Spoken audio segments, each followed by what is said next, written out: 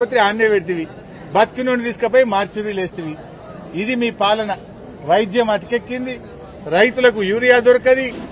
ఏంది రోడ్లు, ఏ రోడ్డు పోయినా ఇంత గుంతలు. నేను వరంగల్కి వెళ్ళి కేసముద్రం వస్తామంటే మా రవీందర్ అన్న ఆ రోడ్డు పోతే అన్ని గుంతలే ఉన్నాయని ఈ రోడ్ల పట్టుకొచ్చిండను. మోచేతిలో గుంతలనే అట మొత్తం. అంటే నీ 2 ఏళ్ల పాలనలో కనీసం ఆ రోడ్లను రినివల్ కాదు కదా, తట్టెడు మట్టి కూడా పోస్తలేవు, ఇంత డాంబర్ కూడా పోస్తలేవు పొక్కలల్లా. నీ పాలన గట్లున్నది. అంటే రోడ్డు బాగలేదని రూటు మార్చుకొని రావాల్సిన పరిస్థితి వచ్చిందయ్యా రేవంత్ రెడ్డి. ఇక కోమటిరెడ్డి గారు మాట్లాడితే 60,000 కోట్లతో రోడ్లు చేస్తున్నా అంటాడు. అయ్యే వెంకటరెడ్డి ఏ ఊరికి పోదని చెప్పరాదు? ఏదన్నా ఒక్క రోడ్డు అన్నా గుంతలు లేకుండా ఉన్నదే రాష్ట్రంలో? కనీసం ఉన్న పొక్కలన్నా పూడ్చు, రోడ్లు మరమ్మతన్న చెయ్యి.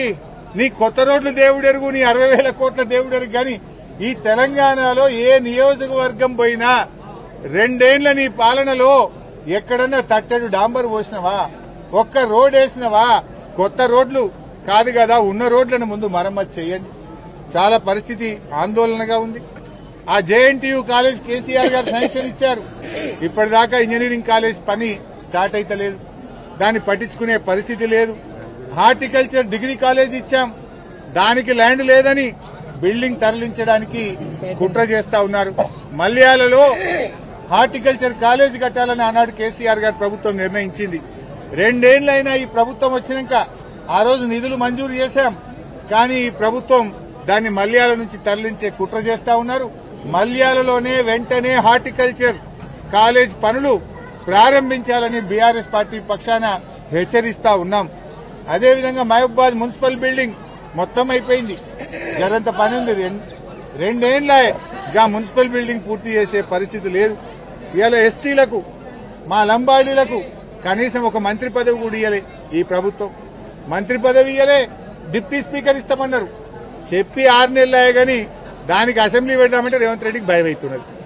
ఎందుకంటే అసెంబ్లీ పెడితే ప్రతిపక్షాలు నిలదీస్తాయేమో, ప్రతిపక్షాలు ప్రశ్నిస్తాయేమో అని అసెంబ్లీ పెట్టే ధైర్యం చాలతలేదు రేవంత్ రెడ్డికి. 6 నెలల నుంచి అసెంబ్లీ పెట్టి డిప్యూటీ స్పీకర్ ఎన్నిక పూర్తి చేస్తలేదా? అంటే డిప్యూటీ స్పీకర్ ఎన్నిక చేస్తే అసెంబ్లీ పెడితే మళ్ళీ అన్ని ఏమడుగుతారో, ప్రతిపక్షాలు నిలదీస్తారేమో అని భయపడి అసెంబ్లీ పెట్టలేవా రేవంత్ రెడ్డి? ఈ సంవత్సరం వారం రోజులు కూడా అసెంబ్లీ పెట్టలే. నేను 40 రోజులు పెడతా అంటే కదా అసెంబ్లీ పెట్టడానికి ఎందుకు భయపడుతున్నావు? తక్షణమే అసెంబ్లీ సమావేశాలు పెట్టండి, డిప్యూటీ స్పీకర్ ఎన్నిక పూర్తి చేయండి, ప్రజా సమస్యల మీద చర్చించండి అని డిమాండ్ చేస్తా ఉన్నాం. లంబాడీలకు కూడా వెంటనే, గిరిజనులకు, లంబాడీలకు మంత్రి వర్గంలో స్థానం కల్పించాలని కూడా ఈరోజు బీఆర్ఎస్ పార్టీ డిమాండ్ చేస్తా ఉంది. అంటే మీరు ఇలా లంబాడీలను, తండాలను చిన్నచూపు చూస్తా ఉన్నారు. ఆనాడు కేసీఆర్ గారు తండాలను గ్రామ పంచాయతీలు చేశారు, ఎస్టీలకు 10% రిజర్వేషన్ ఇచ్చారు. అన్ని తండాలకు మా అక్కనే ఆ రోజు 400 కోట్లు ఒక మహబూబాద్ లో తండా రోడ్లకు మంజూరు చేశారు.